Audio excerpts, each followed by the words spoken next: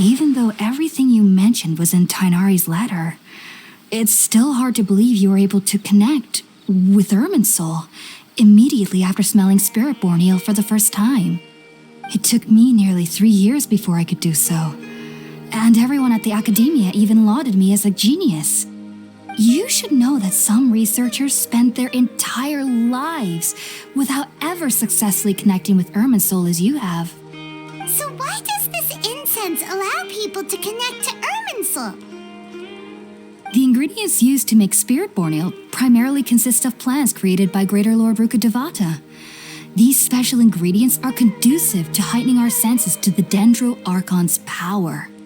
Since the root of the Dendro Archon's power lies within Irmunsul, we can occasionally tap into her powers to peer into the depths of the earth.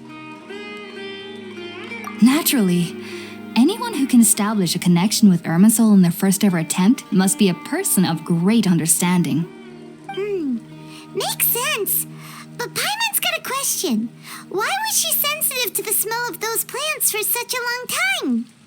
That was primarily due to her body's unique constitution. Stimulated by the incense, she could perceive the Dendro Archon's power and experience the sensory overload, hence the adverse reactions. Taking in any scent similar to the ingredients of Spiritborn ale would cause adverse effects. Not to worry though, it appears you've already fully recovered. Technically, your body should still be sensitive to the powers of the Dendro Archon, but unless you're using intentional meditation techniques, the scent of Spiritborn ale should no longer trigger such reactions. Whew. Well, that's a relief. I must admit, I am quite envious of your abilities. Even if it meant suffering from pounding headaches for the rest of my life, I'd consider it worthwhile so long as I could connect with Irmunsul at will. Whoa, you're really serious about this whole thing, aren't you? I am a researcher after all. As a member of the Ritawas Darshan at the Academia, my main area of research is the stars and their connection to the fate of living beings. But there is still so much we don't know, especially regarding the mysteries that lie in the starry skies. Which is why I must turn to the all-knowing Irmunsul for answers. If only my perception wasn't so limited. Unfortunately, I cannot guarantee that my every attempt to attune with Irmunsul will be successful, or that doing so will leave my consciousness intact. I am currently in the stage of training known as Satyavada life. Many researchers in Sumeru have lost their minds while seeking to attune with Irmunsul during this stage. Sages have said that Irmunsul contains divine knowledge, and touching such knowledge without the proper preparations and abilities will only lead to one's mind caving in on itself. That's why we meditate alone. We need to ensure that our minds will be calm while minimizing the possibility of involving anyone else. Whoa, so knowledge from Irmunsul can be super dangerous. Aren't you afraid of the risks, Haypasia? Of course I do. Especially during nights that are pitch black with no moonlight, and dead silent without even the sound of insects. However, I've been feeling better as of late. I don't get as scared anymore knowing that I have a little neighbor living nearby. I believe that being able to see them is a sort of blessing from the Dendro Archon.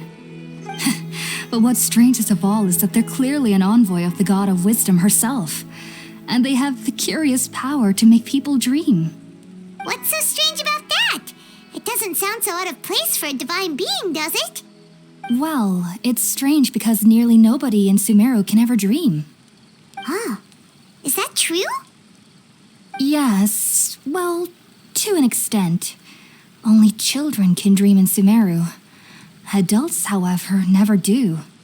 The sages say that wisdom implies rationality, but that which occurs in dreams is often neither rational nor logical. Yes, if one struggles with anxieties, those emotions could influence their dreams. The fact that the people of Sumeru do not have dreams is seen as a blessing by the sages. They believe that Greater Lord Rukkhadevata, the god of wisdom, is keeping us away from the foolish delusions you encounter in your sleep. I was born into a family of scholars in Sumeru City. Ever since I was a child, my parents would always tell me that I'll know I've grown up once I stop dreaming. I studied hard, enrolled as a student in the academia, and went on to become a researcher. Sure enough, I never dreamed again. But then, on the day I scared the little Aranara, I suddenly saw a dream again. It was incredible. Though I don't exactly remember what I saw, I clearly recalled the feeling. I suddenly felt like I was a child again. Back then, I was foolish and ignorant as any youth would be, but I was free of fear. Maybe dreaming isn't as bad as we've made it out to be. Just be sure not to speak of this if you travel to Sumeru City. They'll look at you as if you've lost your mind. So, do you have any thoughts about the things she saw when she connected with Irmunsul? Sorry, I'm afraid I don't have any answers as of now. All I can say is that what you saw is a memory contained within Irmunsul itself. World forget me. What could that possibly mean? If only I could ascend past Satyavada life and begin Paripurna life, I might have some more answers for you. If you two are ever in the area again, please be sure to come and see me. There's no need to be thanking me. You two are my saviors. Besides, I'm already looking forward to tasting some more of your cooking.